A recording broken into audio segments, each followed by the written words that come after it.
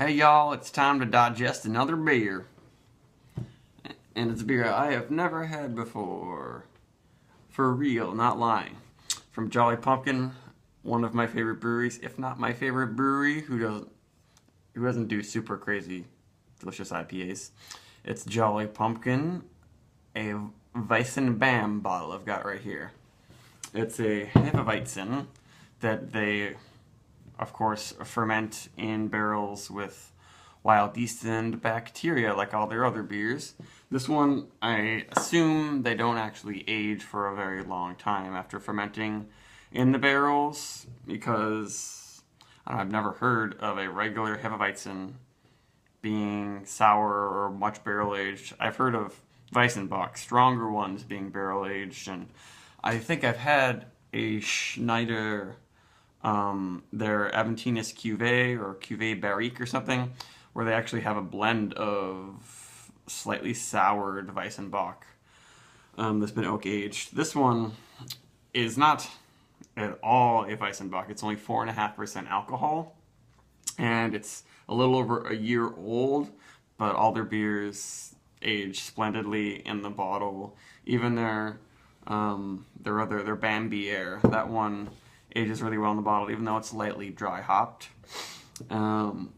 And I'm surprised I haven't had this one yet. I guess I've just been a little bit befuddled by the whole wild Hefeweizen thing, but now I'm like, might as well give it a try. I can't see myself not liking it.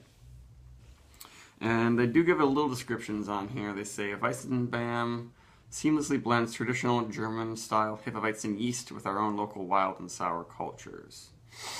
They don't say much about...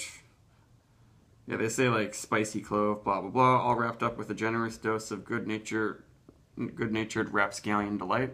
I guess the oak and wild influences are the rapscallion delight. But I haven't had a Jolly Pumpkin beer that was extremely wild and funky and super, super sour. I've had some that are pretty sour from them. And this one's been sitting in the fridge for quite a while, because as with all of these wild bottle conditioned, slightly aged beers, they can be real carbonated and even gush. And that one only let out a little bit of a pft. So it's probably going to be a very manageable amount of carbonation. And I smelled a little bit of a tartness right when I opened it. And right now it's not as hazy as a normal Hefeweizen. It's got a good amount of carbonation. Very clear. I think a lot of the yeast is sitting at the bottom of the bottle there pretty firmly. I'll get to it eventually. And I'm smelling, yeah, some fruity, tart Brettanomyces influences already, having been brought it to my nose. I wonder if the Hefeweizen will just have disappeared after this year, or at least be overtaken by the wild influences. Yeah, there's a little bit of that funky Brett.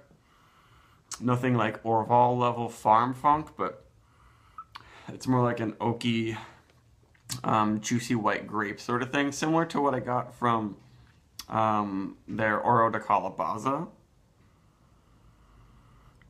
And I'm not really getting much of the Hefeweizen yeast at all. I know that the aromas from the Weizen yeast do dissipate after a while. I've had some aged Weizen beers that were nothing like the original, fresh Weizen.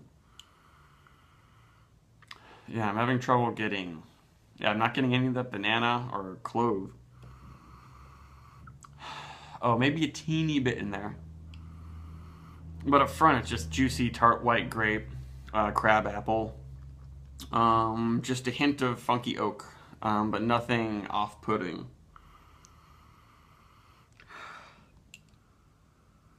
Yeah, deep in there, I'm getting a little bit of a spicy clove happening. And just that slight mushroomy Brett. Not horse blanket level or anything like that, though. But it smells really refreshing and tart. Whew. Yeah, it's gotten quite tart. These are the first sip of something sour. is always going to be stronger than the second and third sip. But that's really nice. At this point, it just seems like a simple mixed fermentation wheat ale. There's really very little of the Weizen yeast happening right now. Only took a year for it to dissipate, because they definitely mention Weizen yeast flavors prominently on here. Esters of banana, spicy clove, and nutmeg.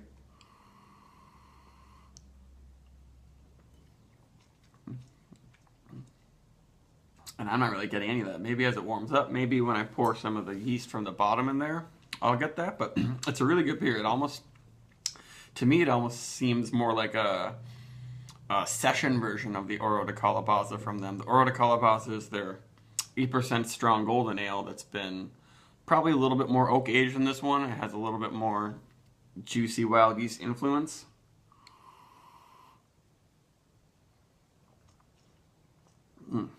It's really nice. It's super dry. Very, very little bitterness. I don't notice like any hop character really, but there is substantial oak. It's not as much as some really intense, long oak-aged wild ales. Like I had a Russian River recently, and that was very, very tannic and not too sour. It was probably similar to this, but the combination of all that sour and tannins kind of coated the throat. This is a little bit more eminently drinkable.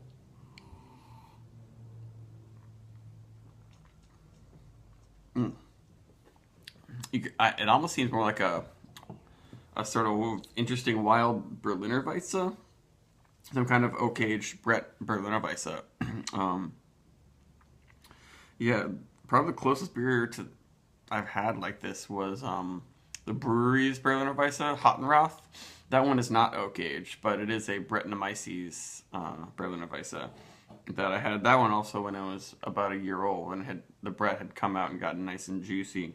So similar to this one, but the oak character just really takes it a step further. And I think it also brings out a little bit of a more complex tartness, because Brettanomyces creates a little bit of acetic acid. So that, combined with the lactic acid, kind of makes that acid pop really, really well in the beginning, and then kind of continue. And almost a white wine vinegar sort of grapey tartness.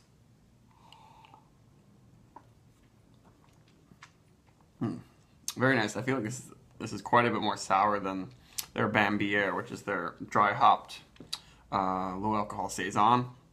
That they're both 4.5%. I thought they're going to be more similar, but this one got rather tart. Maybe it's all the wheat they use is helping the tartness kind of come out. And I'm definitely noticing Brettanomyces tropical, super, super dry, unripe pineapples and peaches, things like that. It makes it really enjoyable, but I don't know if I really missed the hefeweizen. I was expecting it a little bit, but it's still a very complex, satisfying beer. But not super in your face with the flavors. The tartness was pretty intense at first. So I'm starting to get used to it. But it's very nice. But people looking for a hefeweizen in this beer, especially when it's been aged this long, are going to be probably disappointed. But it's totally good as the beer it is, I would say.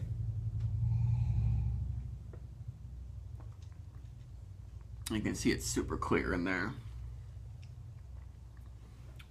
They bottle condition their beer so well, and yeast always sticks to the bottom, and it's very fine, so you don't get the chunks and things like I've had from some very aged Belgian beers. Not that the chunks are bad, but it kind of turns some people off. Jolly Pumpkin is a really great brewery for introducing Americans to the subtleties and complexities of wild ales, and also having them not look super crazy to somebody who's not used to it. It looks pretty, kind of actually more like your American hefeweizen which just means a slightly unfiltered, clean American ale yeast fermented beer. Except this one is not displaying any kind of American hop character. I think this would actually be pretty good if you dry hopped it, or if I could somehow dry hop it myself. I found some success with just throwing hop flowers into a bottle and letting it sit for a little bit. But this is so good on its own. And so well made. Jolly Pumpkin is just, they're masters of what they do. I've never had anything bad from them. The only one I didn't like that much was probably their like Autumn Amber. But that's just not my favorite style. This one is real tart. Anyone who's looking for something a little more complex than a Berliner Weisse, it's kind of somewhere between a Berliner Weisse and a Goose in a way.